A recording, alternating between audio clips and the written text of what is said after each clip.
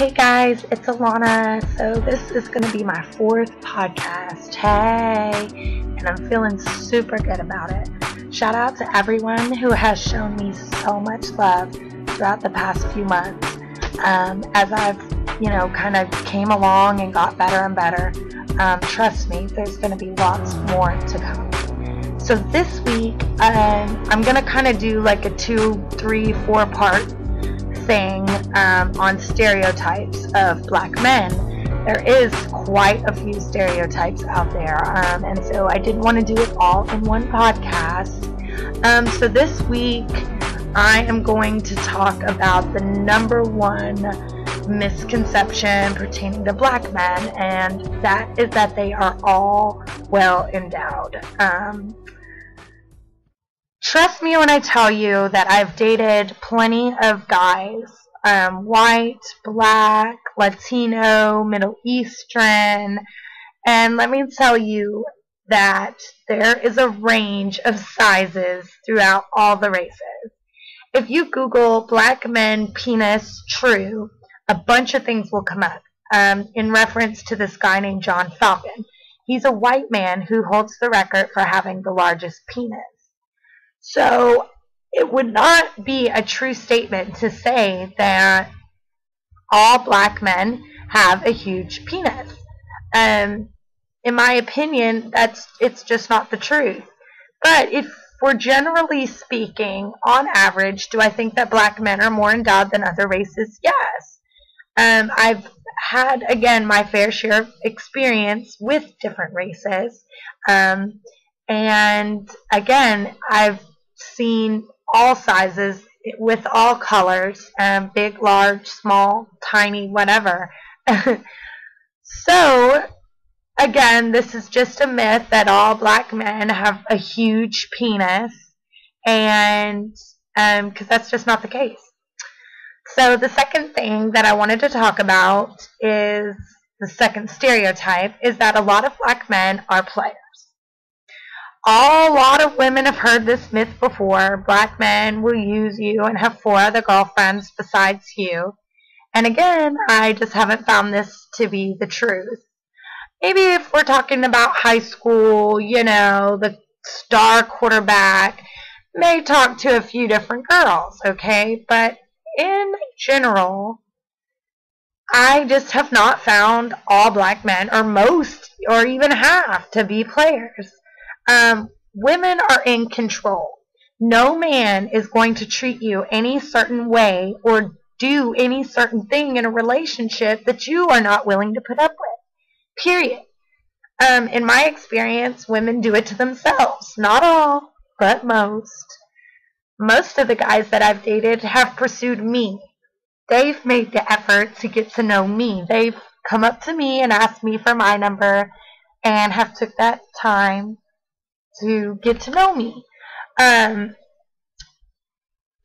So they made the effort to get to know me. When you chase a certain guy, then you tend to be left feeling like you are played.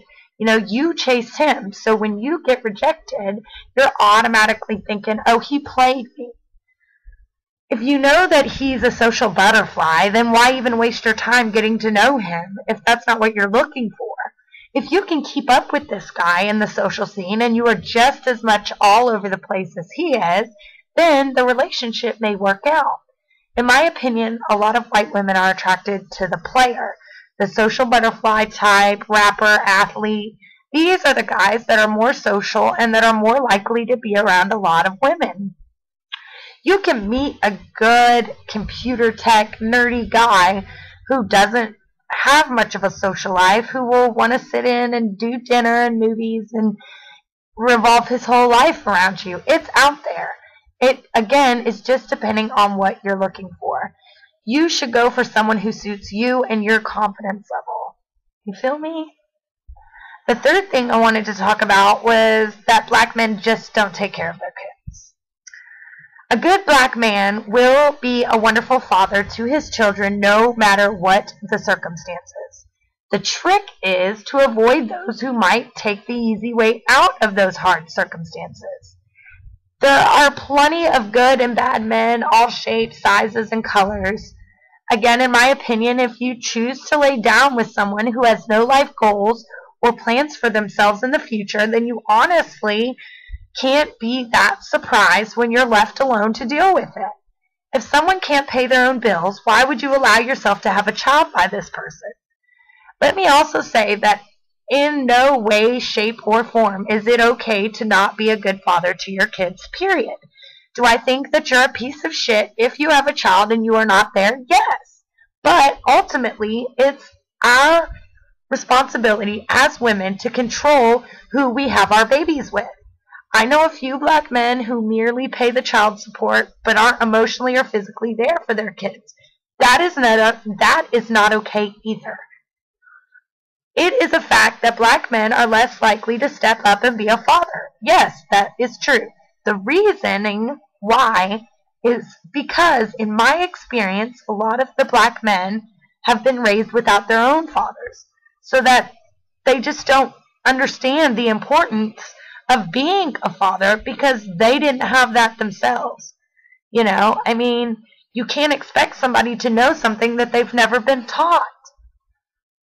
Do I think as women we can control this problem? Yes. Do I think that we need to choose better who we lay our heads with and, who we choose to have sex with? Yes. If you choose to have sex with somebody who is doing nothing in their life and plans to do nothing, then that's what you're going to get is nothing. I would just like to say, for the record, that there is different types of people in all races. There are nerdy black guys, Mexican guys, Middle Eastern guys, as well as gangster white guys, gangster black guys, gangster Mexican guys. So again, choose who you're dating based on who they are rather than their color.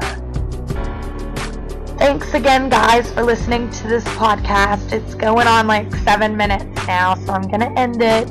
I will be back next week with 3 more stereotypes. Please give me all your comments and feedback. You can follow me on Twitter at Alana, ALANAIDBG, or you can email me at alanaidbg@hotmail.com. Thanks again for listening, and I'll talk to you guys later. Thanks.